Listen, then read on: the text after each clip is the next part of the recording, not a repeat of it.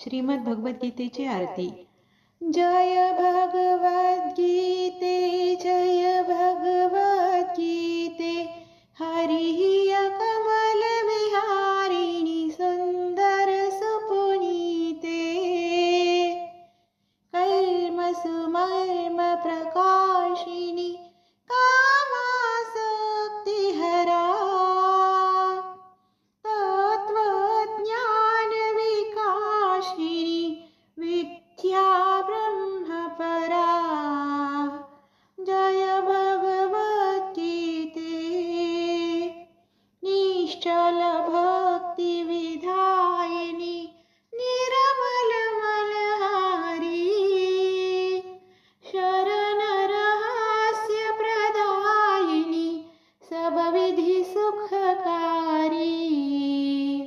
जय भगवद्गीते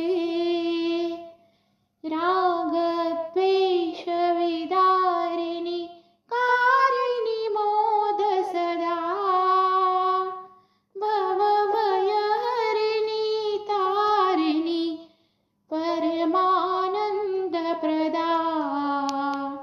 जय भगवद्गीते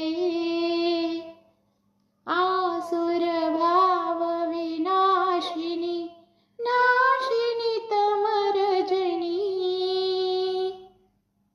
दैवी सद्गुणदायिनी हरिरसिका सजनी।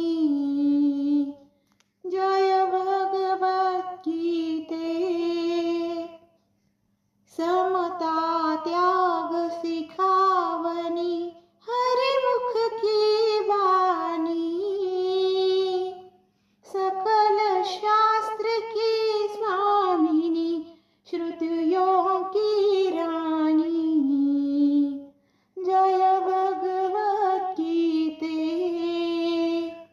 दया सुधा बरसावनी मातु कृपा कीजे, हरिपद प्रेम दान कर अपनो कर लीजे। जय भगवद्गीते जय भगवद्गीते जय भगवद्गीते।